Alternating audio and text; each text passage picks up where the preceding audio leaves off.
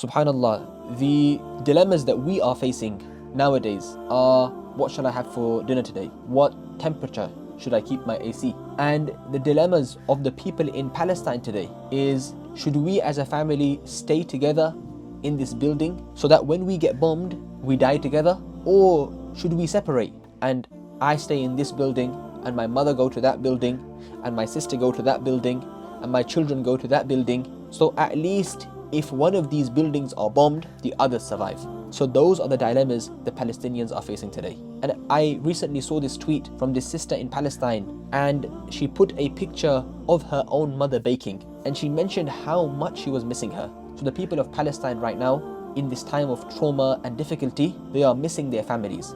And these are the kind of dilemmas they're facing. And subhanallah, we have our families with us. So we have to learn to value our families. We have to spend time with them, bond with them, connect with them.